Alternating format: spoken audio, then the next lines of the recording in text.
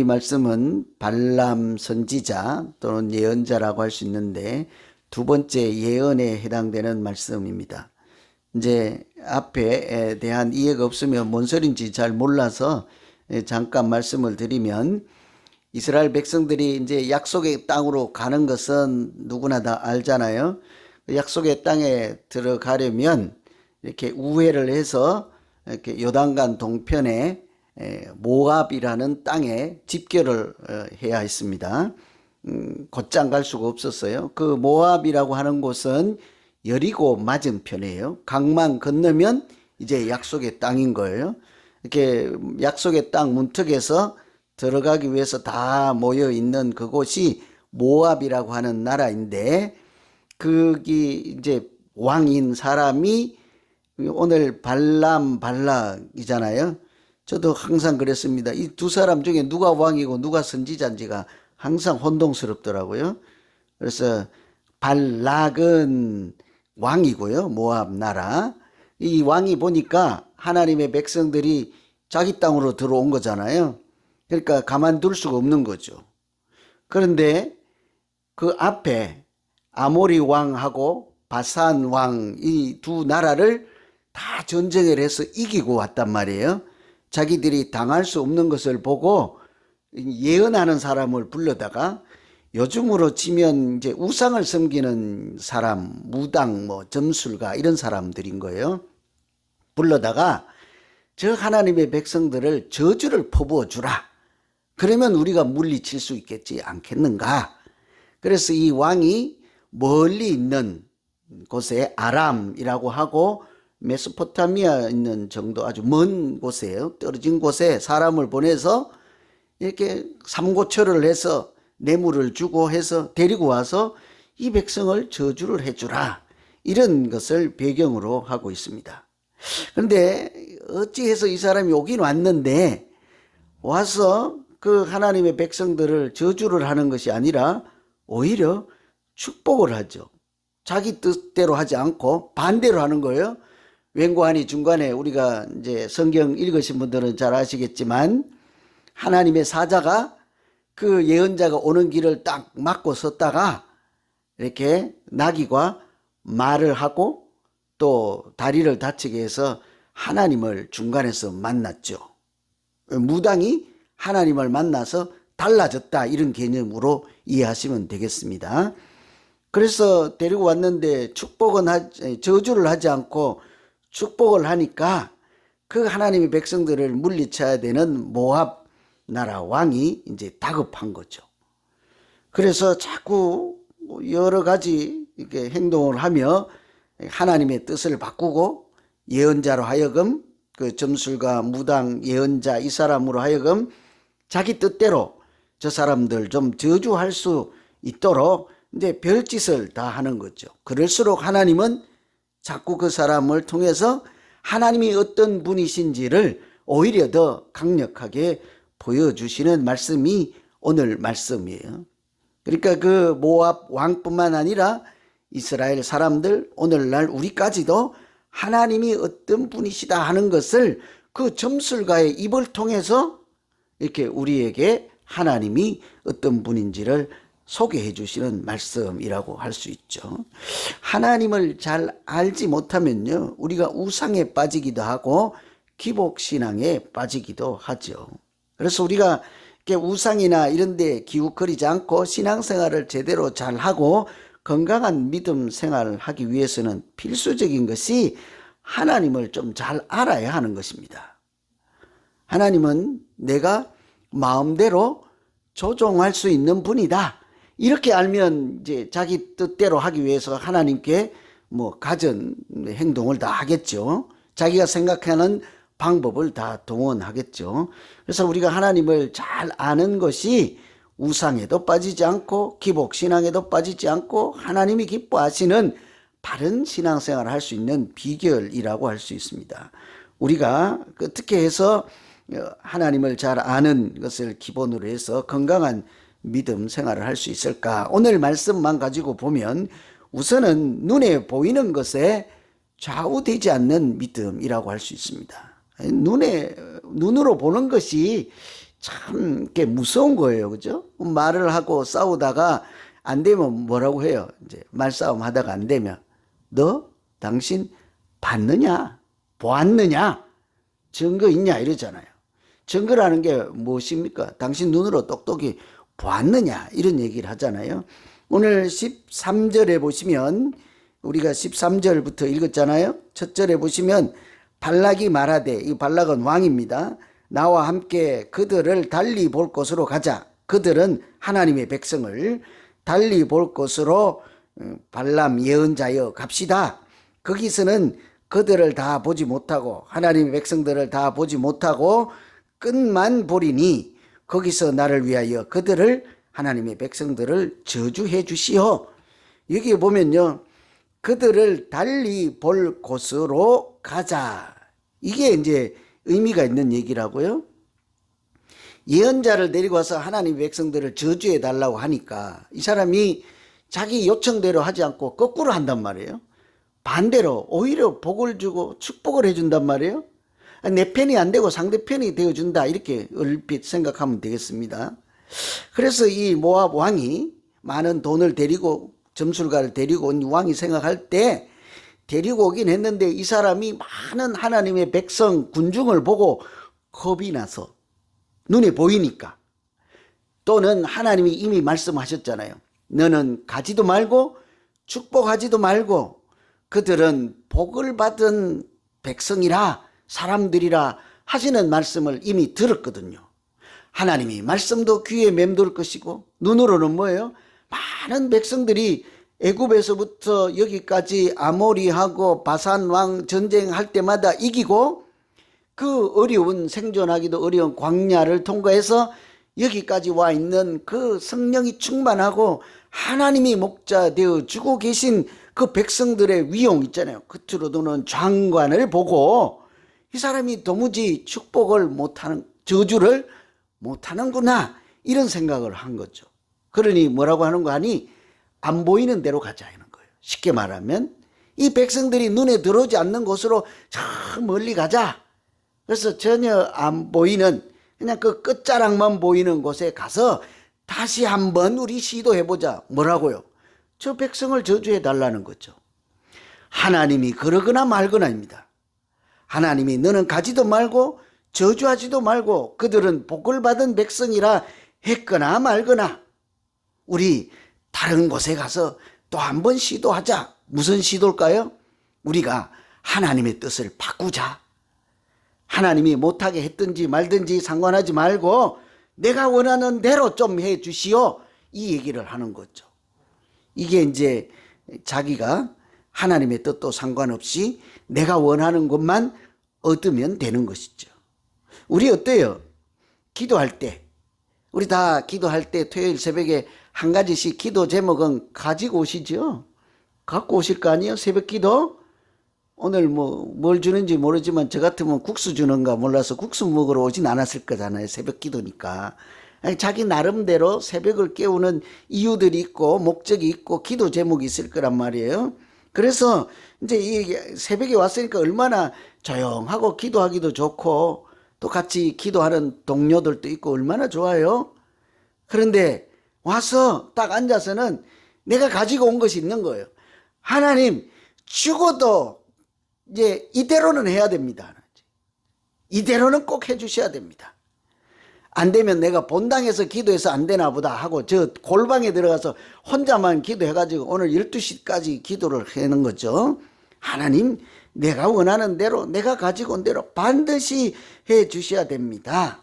이렇게 해야 될까요? 아니면 기도하다가 아니다, 네 생각하고 내 생각은 많이 다르다, 내가 생각할 때는 이 기도 제목 가운데 이렇게 내가 주는 답은 이것이다 하면 그것을 기도 응답으로 잡고 살아가야 할까요?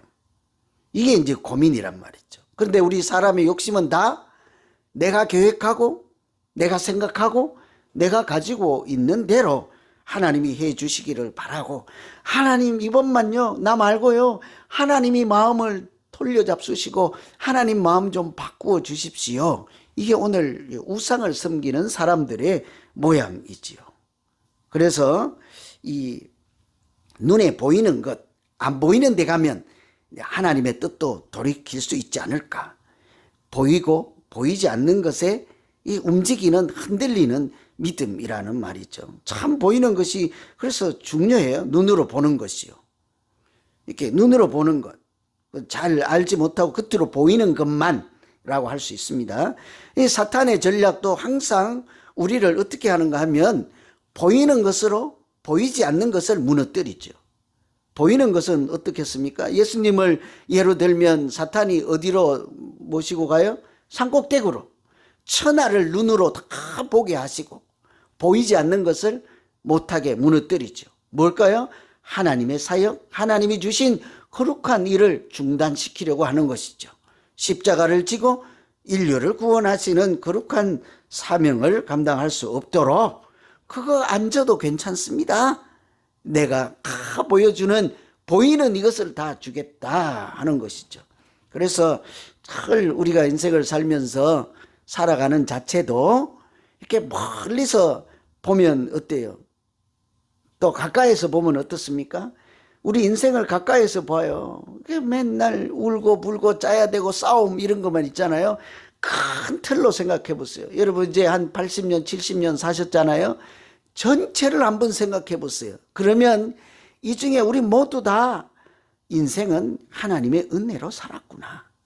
내가 어저께 어디 누군가하고 어디 가다가 이렇게 옛날 얘기를 할 순간이 있었는데 그 시절로 돌아가면 다시 못 살아낼 거예요 아마. 그죠? 저도 5명이 차 한 대로 라이드 하면서 이렇게 못 할 것 같아 지금은. 다시 가라 그러면. 그래서 이제 살 날은 얼마 남지 않고 아쉬우니까. 그러면 젊은 시절로 돌아가실래요? 조건이 있죠. 그 고생 다시 해야 돼. 어떻게 하실래요? 그 전체를 보면 그래도 참 다시 살기 힘든 인생을 하나님께서 도우시고 함께 하셔서 잘 살았다. 인생이 지금은 가까이서 보면 싸움박질이고 오해하고 질투고 뭐 분쟁과 갈등이 있지만 큰 틀로 보면 괜찮다고요. 믿음 생활도 마찬가지예요. 이 가까이서 보면 뭐 찢이고 뽑고 갈등 시기 질투 있는데 큰 틀로 보세요. 행복하고 아름답고 인생을 가치 있게 살아가는 것이 하나님을 잘 알고 하나님의 뜻대로 살아가는 큰 차원 안에서 보면요. 믿음도 행복한 믿음이 될 줄로 믿습니다. 그러니까 눈에 당장 눈앞에 보이는 것에 내가 이제 좌지우지 되지 않는 거예요. 그런 믿음 가지고 있을 때 우리가 하나님을 제대로 잘 이해하고 또 내 눈에 보이는 것만 가지고 좌충우돌 하지 않고 실족하지 않도록 하나님께서 오늘 우리 모두를 큰 눈을 주시고 큰 믿음 주셔서 이 눈앞에 있는 당장 어려운 고난, 더 어려운 시기를 잘 이기고 승리하는 우리 모두 되기를 기원합니다. 이렇게 우상 자기 자신에 치중하지 않으려면 그래서 눈에 보이는 것이 전부가 아닌 이런 믿음이죠. 두 번째는 하나님에 대한 신실하심, 하나님께서 신실하시다. 이게 흔들리지 않는 믿음이에요. 하나님은 변치 않는 하나님. 오늘 19절에 보시면 우리가 잘 알고 기억하는 말씀이 있죠. 하나님은 사람이 아니시니 시건치 아니하시고 인생이 아니시니 후회가 없으시도다. 그 뒤에 뭐래요? 하나님은 거짓말하는 분이 아니다. 마음이 오락가락하는 분이 아니다. 이 말은 하나님은 말씀하신 바를 반드시 이루시는 하나님이다. 그렇죠. 어찌 그 말씀하신 바를 행하지 아니하시고 하신 말씀을 실행하지 아니하시랴. 그렇죠. 우리 먼저 질문부터 하고 생각해 볼까요? 여러분, 하나님께서 하신 말씀을 각자에게 주신 하나님이 약속하심을 꼭 이루어 주시던가요? 아마 그거죠. 이루어 주시지 않았으면 우리가 70년, 80년, 100년을 살아갈 힘을 어디서 얻겠습니까? 어디서 얻겠습니까? 허허벌판 같은 미국 땅에 나를 믿고 가라 하는 말씀을 듣고 그 말씀만 붙잡고 오신 분들도 있을 거 아니에요? 그런데 그 말씀 믿고 왔더니 여기 오니까 하나님이 안 계시네. 말씀하신 것도 도우시지도 않고 인도하시지도 않고 이루어 주시지도 않네. 그러면 오늘날까지 우리가 생존하기 어렵죠. 못했죠.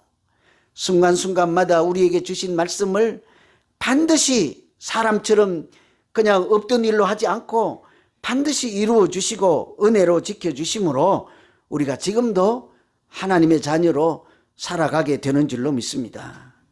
이게 이런 것에 대한 믿음이 확실해야요 흔들리지 않는다고요.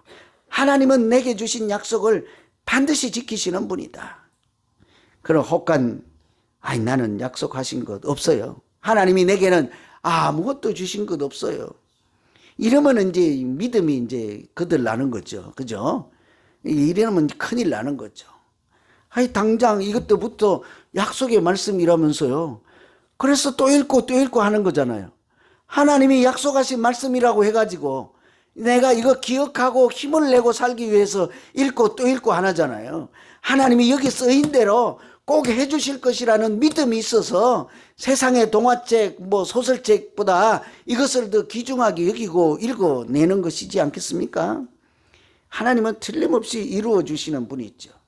생각해 보세요. 이스라엘 백성들, 하나님의 백성들 생각해 봐요. 애굽의 종살이를 몇 년 했습니까? 400년을 했다나요. 40년 아니에요. 400년 종살이를 했는데 포기를 했겠죠. 무슨 400년이 지났는데도 약속의 땅이 어디 있고 다시 고향으로 되돌아가는 일이 어디 있습니까? 이미 약속은 하신 말씀인데도 창세기 15장에도 이미 아브라함에게 약속했잖아요. 4대가 끝나고 400년이 지나면 다시 데리고 올 것이라 했는데 390년이 됐는데도 이루어지지 않는 그 약속의 말씀을 누가 믿었겠어요. 그런데 하나님은 어때요? 400년이 되는 해에 이 사람들을 약속의 땅으로 인도해 가시잖아요. 그러니까 우리 생각하고 많이 다르다고. 당장 내 눈앞에서 내가 살아있을 때 아니더라도 하나님은 틀림없이 하신 말씀을 지키시는 분이죠. 심지어요, 저는 꼭 지키시는 그 말씀보다 21절의 말씀이 더 와닿아요. 뭐라고 하는 거 아니? 21절 보시면요, 야곱의 허물을 보지 아니하시며 이스라엘의 반역을 보지 아니하시는도다. 거기다가 추가해야 되죠. 나의 허물도 보시지 아니하시고 나의 반역까지도 염두에 두지 아니하시고 무슨 말씀을 추가해야 돼요? 약속하셨던 것은 그래도 꼭 이루어 주시는 분이십니다. 그죠? 우리는 내가 잘못하고 내가 죄인이고 내가 연약해서 또 간혹은 이런 분도 계세요. 하나님이 나 같은 인생은 기뻐하시지 않을 거야. 이런 자신감 없는 믿음 있잖아요. 그럼에도 불구하고 뭐라고 하십니까? 얼마나 하나님이 말씀하시고 약속하신 것을 지켜내시는 분인가 하면 그 믿음의 길을 가다가 내가 죄의 길에 서고 허물이 있고 연약하고 때로는 반역했을지라도 하나님은 그것조차도 돌아보지 아니하고 기억하시지 아니하고 하신 말씀은 그래도 이루어 주신다는 것이죠. 이런 하나님이 어디에 있습니까? 우리는 아무리 좋은 사람이라도 의가 상하고 한 번 실수하고 잘못하면요 자꾸 이렇게 내치기가 쉽습니다. 연루시키기가 쉬워요. 이렇게 그러나 하나님은 우리하고는 많이 다르다고 하는 거죠. 변치 않는 사랑. 우리가 아직 죄인 되었을 때 하나님은 하나님의 사랑을 확정해 주셨다 하잖아요. 그러니 오늘도 그런 하나님의 성품과 사랑을 바탕으로 하나님이 약속하신 것은 반드시 우리 가운데 이루어 주시고 이루어 가시고 앞으로도 완벽하게 온전하게 완성하시고 이루어 주실 줄로 믿습니다. 이런 믿음에 찬 확신이 있을 때요, 우리가 하나님 외에 하나님을 버리고 다른 것에 기웃거리지 않는다고요. 이 다른 것이 무엇입니까? 돈이 해결해 주겠지, 우상이 해결해 주겠지, 이런 생각이란 말이죠. 그래서 오늘 기도는 두 가지입니다. 우리가 건강한 믿음 생활을 하려면 첫째는 눈에 보이는 것이 다가 아니다는 것이죠. 또 눈에 보이는 것에 현혹되지 않고 보이지 않는 영이신 하나님 인도하심을 따라가고, 또 하나님은 우리가 생각하는 것보다 신실하셔서 심지어는 내 허물이나 연약함까지 있음에도 불구하고 약속을 이루어 가신 하나님께 소망을 두고 그렇게 믿음 생활하면 틀림없이 하나님 나라를 상속하고 오늘 이곳에서부터 천국의 맛을 느끼고 누리는 우리 모두 될 줄로 믿습니다. 이런 말씀 붙잡고 이제 우리 같이 한번 기도하죠. 뭐라고 기도하겠습니까? 하나님에 대한 믿음을 더하여 주시고 내 생각보다 하나님의 생각을 따라가는 용기를 주시옵소서. 오늘 말씀 생각하며 우리 자기 믿음을 놓고 기도하겠습니다. 같이 기도합니다. 각자 기도